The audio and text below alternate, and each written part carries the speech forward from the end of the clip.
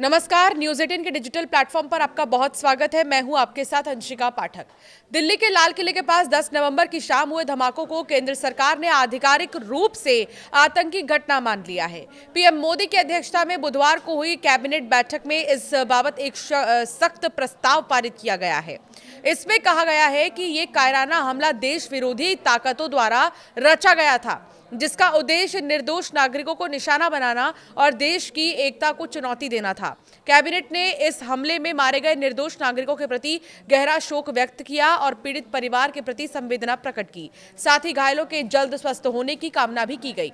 Lal Qila car blast के प्रस्ताव में डॉक्टरों, नर्स और राहत कर्मियों के त्वरित प्रयासों की भी सराहना की गई, जिन्होंने तुरंत घायलों को सहायता पहुंचाई। सरकार ने कहा कि भारत आतंकवाद के किसी भी रूप या अभिव्यक्ति के प्रति जीरो टॉलरेंस की नीति पर कायम है।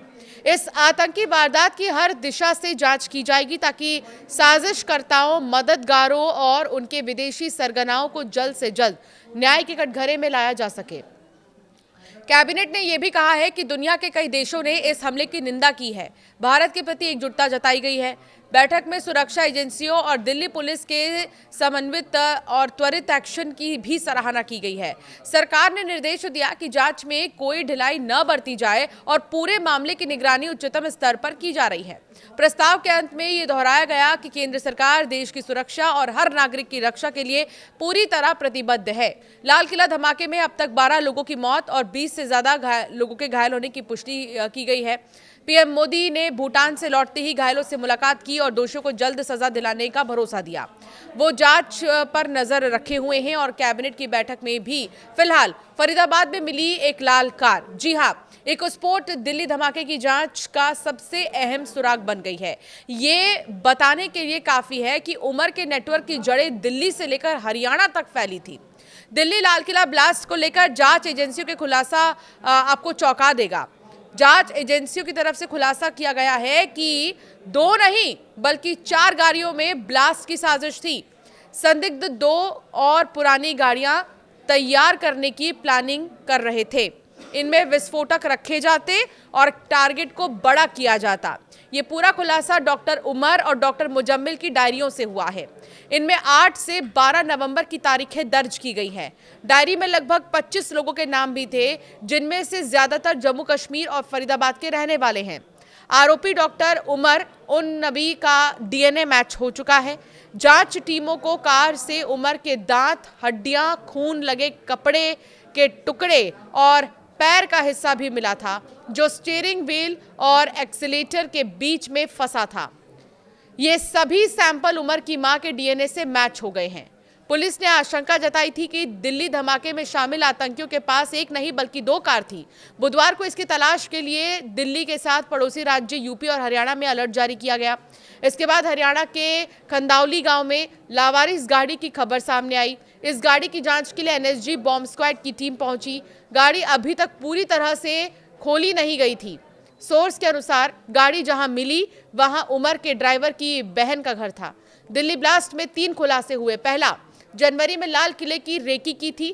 दिल्ली को दहलाने की साजिश जनवरी से ही रची जा रही थी।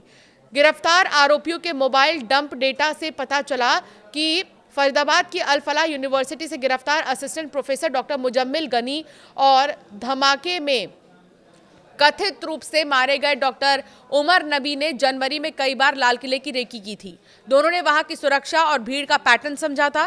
पुलिस को शक है कि आतंकियों की प्लानिंग 26 जनवरी पर लाल किले पर हमले की थी, जो तब नाकाम हो गई। दूसरा, दिल्ली में 6 दिसंबर को हमले का प्लान था। नबी दिल्ली में 6 दिसंबर को हमला करना चाहता था, लेकिन मुजम्मिल की गिरफ्तारी से प्लान बिगड़ गया। ये बात 8 आरोपियों से पूछताछ में सामने आई है।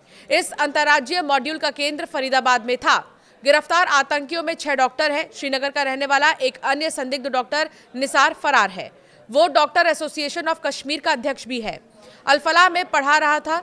जम्मू कश्मीर सरकार ने डॉक्टर निसार को बर्खास्त कर दिया है।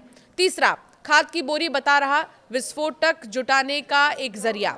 फरीदाबाद की अल फलाह यूनिवर्सिटी में काम कर रहा कश्मीरी डॉक्टर मुजम्मिल गनी खाद की बोरियां बताकर किराए के कमरे में विस्फोटक सामग्री जमा कर रहा था। 20 दिन पहले मुजम्मिल कमरे में कुछ बोरियां रखने आया था। तब पड़ोसियों ने उससे पूछा था कि इसमें क्या है। जवाब में मुजम्मिल ने कहा था कि ये खाद के कट्टे हैं। इन्हें कश्मीर ले जाना है। इस कमरे से 100 मीटर दूर एक मकान में सीसीटीवी कैमरे लगे हैं।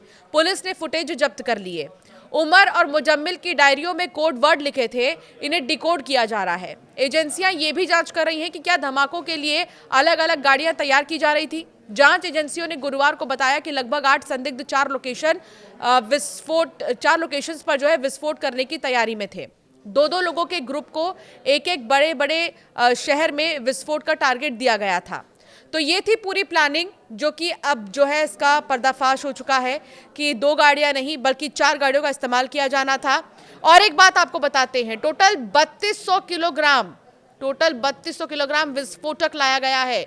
सवाल यह है कि कैसे यहां तक ये लोग पहुंचे।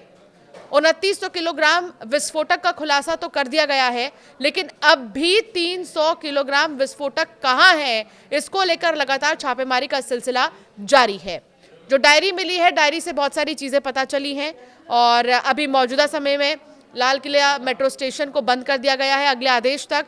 तो कोशिश यही कीजिए कि कम से कम आप दिल्ली की ओर लाल किले के साइड आप ट्रैवल करें, या कहीं पर भी बहुत ज़रूरी हो तो ही आप ट्रैवल करें।